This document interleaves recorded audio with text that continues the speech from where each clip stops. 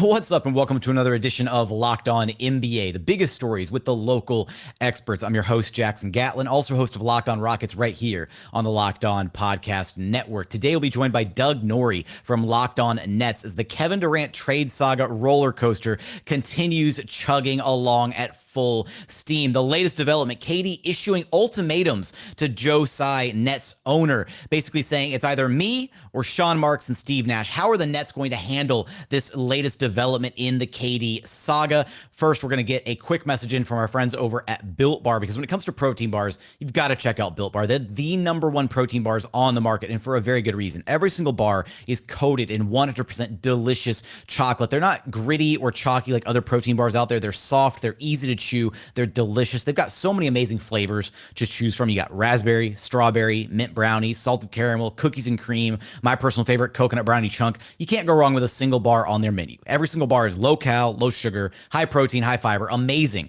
if you're on a keto diet. Amazing if you're trying to cut back a little bit, maybe lose a little bit of weight. You can check them out. Just go to built.com and use promo code LOCK15 to get 15% off your very next order of the best tasting protein bars on the market. Again, that's promo code LOCK15 for 15% off at built.com.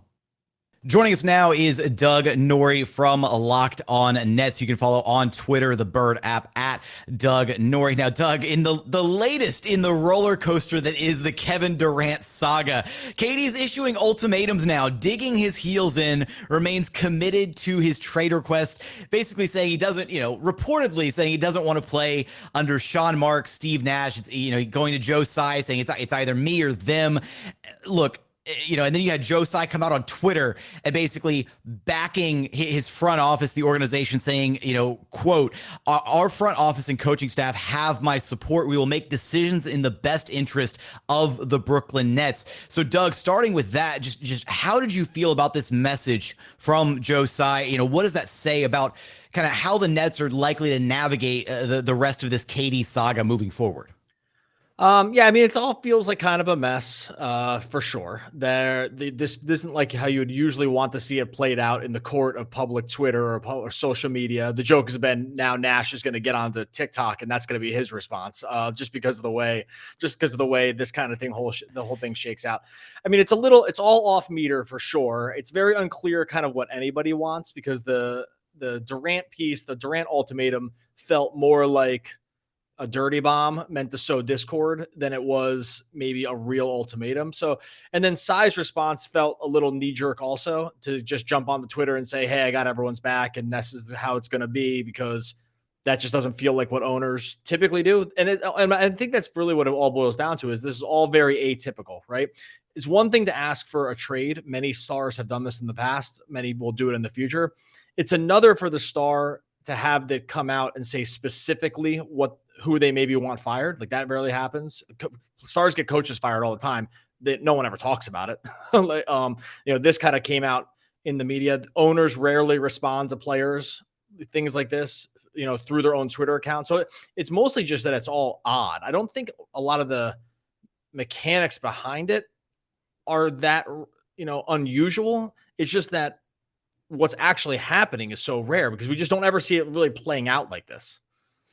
And to me, Doug, it feels like, the Nets are just operating at such a deficit here, right? Because teams know KD wants out. At this point, it feels incredibly unlikely that we're ever going to see him suit up for the Brooklyn Nets again. Like, I feel like that ship has since sailed. I know at one point in time earlier this offseason, there was maybe some optimism that, maybe they could convince KD to want to run it back in Brooklyn with the pieces around them. Because, like, you look at the roster and there's talent there. There's success to be had if you could get him to kind of buy back in. But if you're Sean Marks in the Nets front office, this has to be such a difficult standpoint to try and negotiate from, when that the rest of the league knows that KD wants out. Oh, for sure. I mean, it's and that's why I think to some degree we see the list of teams expanding. The Sixers entered the fray. The Sixers entered the GM chat, it seemed like, the other day, where that was kind of bandied about. I think you'll see maybe another team or two kind of get into the mix, at least from the rumor mill standpoint, because they probably feel like this is maybe a lower hanging fruit than maybe it once seemed. I think that's where the Sixers came in. It's like, oh, maybe the price isn't going to be that high, because now the price is all coming down and we might not want this guy, or like just this didn't give Durant sort of the leverage they maybe thought it was going to. I do think it wouldn't be crazy to hear about another team enter this as just as part of the rumors. I don't see how it's going to be resolved here. This has been sort of always what it's felt like the problem is. I think it's clear what everyone thinks they want, but how the resolution is. I also do wonder if this is one of those situations, and I mean, wouldn't mind your opinion about this, but I wonder if this is one of those situations where you at least have a conversation. If it was really about just Nash and Marks that had to go, if that's a real conversation among Tsai to say, maybe this is one of the rare scenarios where we go with the player instead of the front office. I know that's almost never considered because it seems so weird. And anytime I've mentioned it has been, I get predictable backlash around this. I have said this a few times, value above replacement in terms of replacing the player or the organization. There's very few guys that can do what Kevin Durant does. There are a lot more that can do what Sean Marks does. That's just math. Like, that's not a hot take. That's just the math. I can see why you wouldn't want to do it, but to not have the conversation to me would be nuts because Sean Marks is a good GM, whatever. How many guys can do what he does? 100, 200, like more? There's 7 guys total, maybe. That's way high. That can do what Kevin Durant can do. Is it nuts to at least have the conversation that maybe he gets what he wants? I don't think it's nuts, but what I want now, Doug, is I want like an Excel spreadsheet with like the VORP for all of the GMs in the league. That's what I want to see now. But no, like it's just, to me, right? You look at the KD situation, you're like, this is already an organization that has done so much. Like every beck and whim for KD to this point has catered to his every request. Great, do the last thing too. Just do this last one. Yeah, just do the last one. I mean, yeah, but like you see where it's gotten you to this point. So like maybe this last one. No, I don't know. I mean, it's so much, man, to try and figure out. And the other, it feels like, right, KD is the big domino, right? It's felt like the entire offseason kind of came to a grinding halt the moment the KD request came out. And right now, involving the KD saga, sitting off on the side, the Nets still have to figure out what they're going to do with Kyrie Irving. How much does what's going on with KD right now impact the situation with Kyrie? And could the Nets maybe benefit from, I don't want to say jumping the gun, but making a decision, separate from KD about what they're going to do with Kyrie Irving? Because it feels like the KD situation isn't going to resolve itself anytime soon at this point. Yeah, it's Kyrie and it's more. It's like they can't make any more decisions. They still have at least 2 roster spots open because they need to keep those open in case they make a trade that brings in more players. So they couldn't even go to full free agency here because they didn't want to have to cut people and have those guys be on the hook so they have a couple guys with non-guaranteed money, and they just have 2 roster spots open right now, just sort of waiting. And I don't even know how you resolve that because almost definitely in any scenario, you're going to bring back more players than you're going to send out in a Kevin Durant trade. So just from a baseline roster perspective, they have major issues here. And then, like you said, with Kyrie, you really can't know what to do with him because there's a world where if Kevin Durant goes, you can consider a 1-season tank here because this is the one season where they only swap with the Rockets. And the Rockets are going to be in the lottery almost definitely too. So it'd be unlikely to get killed. Going forward, they cannot tank. But this 1 year, they could think about a mini little reset tank, try to get a draft pick, figure it out around Simmons, and go forward like that. And then whatever they got back in the Durant trade. And Kyrie would have to go out in that scenario. And if the Lakers were going to offer up 2 first-round picks and you bring back Westbrook, I don't know, whatever.